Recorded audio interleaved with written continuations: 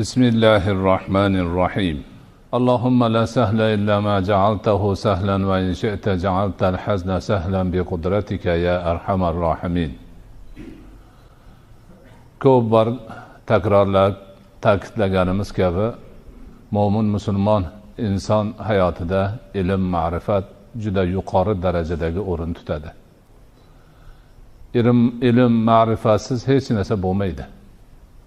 Alloh taoloni tanish ham, Allohning ibodatini qilish ham, tirikchilik o'tkazish ham, turli aloqalarni o'rnatish ham boringki, hayotimizni har bir sohasida, har bir qiladigan ishimizda ilm kerak, ma'rifat kerak. Ana o'sha ilmsizlik, ma'rifatsizlik, shariat ta'limotlaridan bexabarlik, ularga amal qilmaslik oqibatida turli muammolar, noxushliklar, ko'ngilsizliklar, musibatlar kelib chiqadi.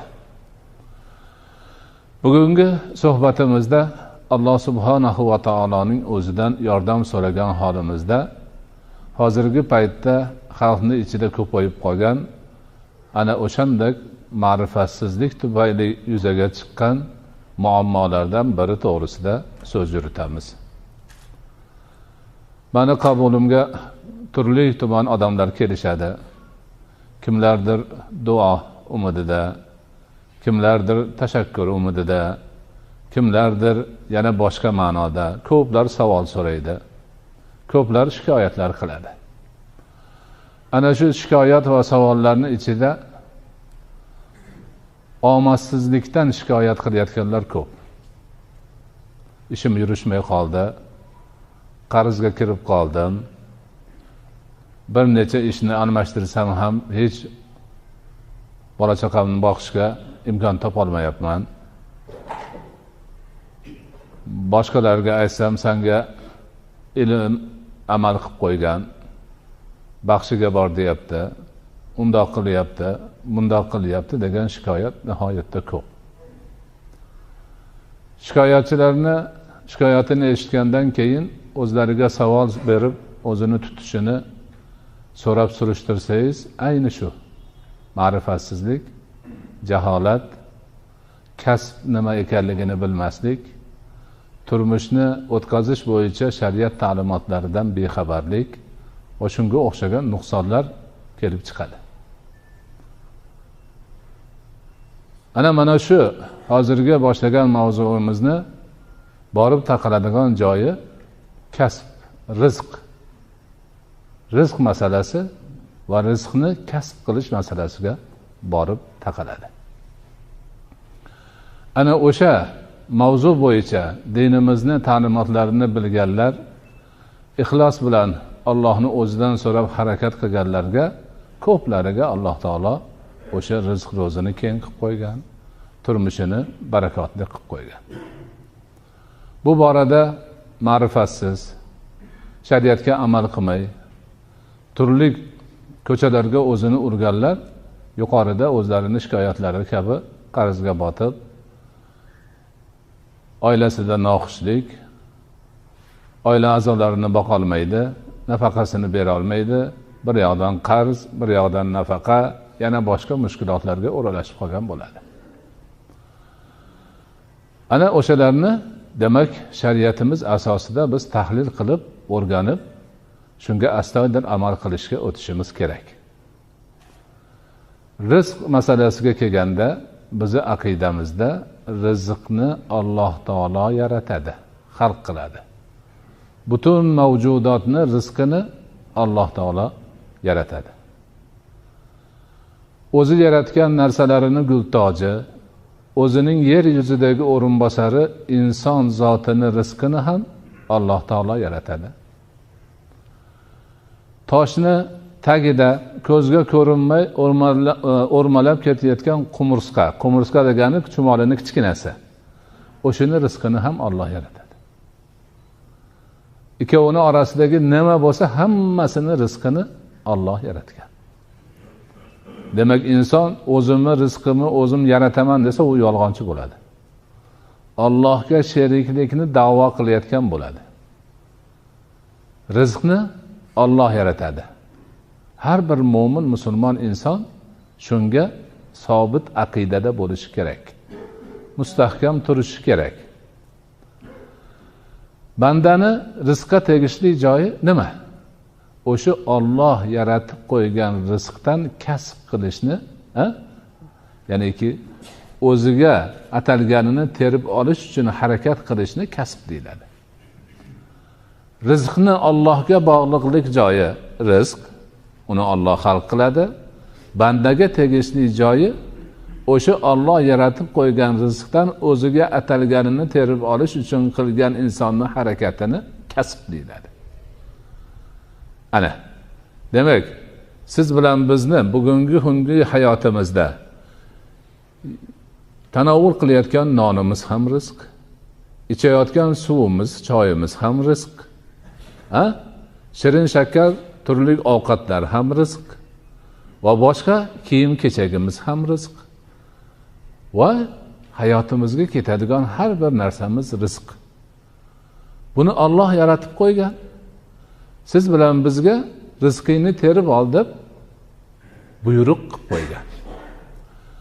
Halol rizq talab qilish har bir mo'min musulmonga farzdir. Farz. Halol rizq talab qilish mo'min musulmon uchun farzdir. Hadislarda farzun ba'dal furuzi degan, farzlardan keyingi farzdir. Ulamolar bu gapni tahlil qilib aytishadiki, mana shu 5 farz bor-ku. Iymon, namoz, ro'za, zakot, hajdan keyingi farz mana shu rizq talab qilish deyiladi. Yana aytishadiki, farzlardan keyin farz deganini yana bir tavili, bu tugamaydigan farz. Bugungi rizqni talab qilishing farzmidi? Bir uxlab tursang yana talab qilishing kerak, yana farz bo'laveradi. Umrni oxirigacha to'xtamasdan farz bo'laveradi. Mana shu aqida mo'min musulmonlarning har birida sobit bo'lishi kerak. Yana qaytarib ta'kidlab aytamiz, halol rizq nima qilib bo'lsa ham emas. Halol rizq talab qilish mo'min musulmon uchun farzdir. Buni qilmasa gunohkor bo'ladi. Farzni tark qilgan banda sifatida Allohning huzurida osiy bo'ladi. Ana endi o'sha talab qilish yo'lini ham shariat ko'rsatib bergan. Birinchidan halol bo'lsin desa, ikkinchidan demak o'sha halol narsani topish harakating ham shariat ko'rsatmasiga muvofiq bo'lsin. Ishing ham shariat ko'rsatmasiga muvofiq bo'lsin. Ana endi o'sha kasb-kor degan ma'nosi shu. Odamlar rizq topish uchun qandaydir kasbni, hunarni o'rganishlari kerak bo'ladi. Inson insoniy jamiyatda yashaydi. Shu hayotda o'ziga o'xshagan boshqa insonlar bilan muomalada bo'ladi. Bularning muomalasini ko'pi mana shu rizq kasb qilishga bog'liq bo'ladi. Men inson jamiyatining bitta a'zosiman. Uy qurmoqchiman. O'zim qurishni bilmayman. Demak, ustaga ehtiyojim tushadi. Unga borib, menga shuna bir uy qurib beringlar, uy qurmoqchiman, shartnoma tuzaylik deyman. Demak, o'zim yashayotgan jamiyatdagi boshqa bir insonga ehtiyojim tushyapti. Ustalar shundan kasb qilib rizq topib yeydi. Bo'pti deydi. Men nima deydi? Sizni qurilishingizni qilib beraman. Bugungi narx bo'yicha buncha bo'ladi deb shartnoma tuzadi. Ovqat sizdan yoki bizdan, muddati buncha, sifati buncha deb hammasi kelishiladi. Xuddi shu asnoda menga birov kelib, falon ishim bor edi, qilib bering deyishi bo'lsa, men ham o'zimni kasbimga muvofiq ish bo'lsa, shuni qilib berishga o'taman.